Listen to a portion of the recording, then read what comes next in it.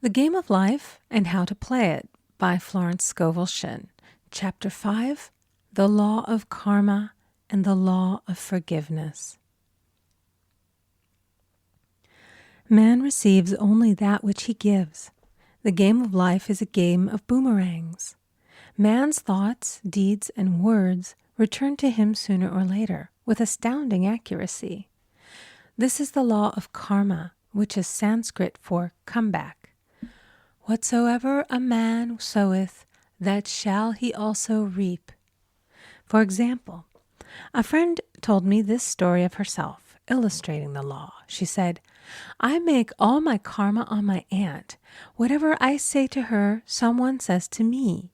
I am often irritable at home when one day said to my aunt, who was talking to me during dinner, no more talk, I wish to eat in peace. The following day, I was lunching with a woman with whom I wished to make a great impression. I was talking animatedly when she said, no more talk, I wish to eat in peace. My friend is high in consciousness, so her karma returns much more quickly than to one on the mental plane. The more man knows, the more he is responsible for, and a person with a knowledge of spiritual law, which he does not practice, suffers greatly in consequence. The fear of the Lord, law, is the beginning of wisdom. If we read the word Lord, law, it will make many passages in the Bible much clearer. Vengeance is mine, I will repay, saith the Lord, law. It is the law which takes vengeance, not God. God sees man perfect, created in his own image, imagination, and given power and dominion. This is the perfect idea of man, registered in divine mind, awaiting man's recognition. For man can only be what he sees himself to be, and only attain what he sees himself attaining. Nothing ever happens without an onlooker, is an ancient saying. Man first sees his failure or success, his joy or sorrow, before it swings into visibility from the scenes set in his own imagination. We have observed this in the mother picturing disease for her child, or a woman seeing success for her husband. Jesus Christ said, "And ye shall know the truth, and the truth shall make you free." So we see freedom from all unhappy conditions comes through knowledge, a knowledge of spiritual law. Obedience precedes authority, and the law obeys man when he obeys the law. The law of electricity must be obeyed before it becomes man's servant. When handled ignorantly, it becomes man's deadly foe. So with the laws of mind. For example, a woman with a strong personal will wished she owned a house which belonged to an acquaintance, and she often made mental pictures of herself living in the house. In the course of time, the man died, and she moved into the house. Several years afterwards, coming into the knowledge of spiritual law, she said to me, "Do you think I had anything to do with that man's death?" I replied, "Yes, your desire was so strong, everything made way for it. But you paid your karmic debt. Your husband, whom you loved devotedly, died soon after, and the house was a white elephant on your hands for many years." The original owner, however, could not have been affected by her thoughts had he been positive in the truth, nor her husband, but they were both under karmic law. The woman should have said, feeling the great desire for the house, "Infinite intelligence, give me the right house, equally as charming as this, the house which is mine by divine right." The divine selection would have given perfect satisfaction and brought good to all. The divine pattern is the only safe pattern to work by. Desire is a tremendous force and must be directed in the right channels, or chaos ensues. In demonstrating, the most important step is the first step, to ask aright. Man should always demand only that which is his by divine right. To go back to the illustration, had the woman taken this attitude, "If this house I desire is mine, I cannot lose it. If it is not, give me its equivalent. The man might have decided to move out harmoniously had it been the divine selection for her, or another house would have been substituted. Anything forced into manifestation through personal will is always ill-got and has ever bad success. Man is admonished, "My will be done, not thine." And the curious thing is, man always gets just what he desires when he does relinquish all personal will, thereby enabling infinite intelligence to work through him. Stand ye still and see the salvation of the Lord. Law. For example, a woman came to me in great distress. Her daughter had determined to take a very hazardous trip, and the mother was filled with fear. She said she had used every argument, had pointed out the dangers to be encountered, had forbidden her to go, but the daughter became more and more rebellious and determined.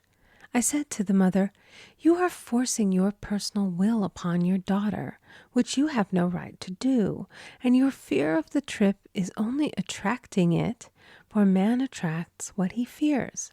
I added, "Let go and take your mental hands off. Put it in God's hands and use this statement: I put this situation in the hands of infinite love and wisdom. If this trip is the divine plan, I bless it and no longer resist. But if it is not divinely planned, I give thanks that it is now dissolved and dissipated." A day or two after that, her daughter said to her, "Mother, I have given up the trip," and the situation returned to its native nothingness. It is learning to stand still which seems so difficult for man. I will deal more fully with this law in the chapter on non-resistance. I will give another example of sowing and reaping, which came in the most curious way. A woman came to me saying she had received a counterfeit $20 bill given to her at the bank. She was much disturbed, for, she said, "The people at the bank will never acknowledge their mistake." I replied, "Let us analyze the situation and find out why you attracted it." She thought a few moments and exclaimed, "I know it. I sent a friend a lot of stage money just for a joke." So the law had sent her some stage money, for it doesn't know anything about jokes. I said, "Now we will call on the law of forgiveness and neutralize the situation." Christianity is founded upon the law of forgiveness. Christ has redeemed us from the curse of the karmic law, and the Christ within each man is his redeemer and salvation from all inharmonious conditions. So I said, "Infinite Spirit, we call on the law of forgiveness and give thanks that she is under grace and not under law, and cannot lose this $20, which is hers by divine right." Now, I said, go back to the bank and tell them, fearlessly, that it was given you there by mistake. She obeyed, and to her surprise, they apologized and gave her another bill, treating her most courteously. So knowledge of the law gives man power to rub out his mistakes. Man cannot force the external to be what he is not. If he desires riches, he must be rich first in consciousness. For example, a woman came to me asking treatment for prosperity. She did not take much interest in her household affairs, and her home was in great disorder. I said to her, "If you wish to be rich, you must be orderly. All men with great wealth are orderly, and order is heaven's first law." I added, "You will never become rich with a burnt match in the pincushion." She had a good sense of humor and commenced immediately putting her house in order. She rearranged furniture, straightened out her bureau drawers, cleaned rugs, and soon made a big financial demonstration, a gift from a relative. The woman herself became made over and keeps herself keyed up financially by being ever watchful of the external and expecting prosperity, knowing God is her supply. Many people are in ignorance of the fact that gifts and things are investments, and that hoarding and saving invariably lead to loss. There is that scattereth, and yet increaseth. There is that withholdeth more than is meet, but it tendeth to poverty. For example, I knew a man who wanted to buy a fur-lined overcoat. He and his wife went to various shops, but there was none he wanted. He said they were all too cheap-looking. At last he was shown one the salesman said was valued at $1,000, but which the manager would sell him for $500, as it was late in the season. His financial possessions amounted to about $700. The reasoning mind would have said, "You can't afford to spend nearly all you have on a coat." But he was very intuitive and never reasoned. He turned to his wife and said, "If I get this coat, I'll make a ton of money." So his wife consented, weakly. About a month later, he received a $10,000 commission. The coat made him feel so rich, it linked him with success and prosperity. Without the coat, he would not have received the commission. It was an investment paying large dividends. If man ignores these leadings to spend or to give, the same amount of money will go in an uninteresting or unhappy way. For example, a woman told me on Thanksgiving Day she informed her family that they could not afford a Thanksgiving dinner. She had the money, but decided to save it. A few days later, someone entered her room and took from the bureau drawer the exact amount the dinner would have cost. The law always stands back of the man who spends fearlessly with wisdom. For example, one of my students was shopping with her little nephew. The child clamored for a toy, which she told him she could not afford to buy. She realized suddenly that she was seeking lack and not recognizing God as her supply.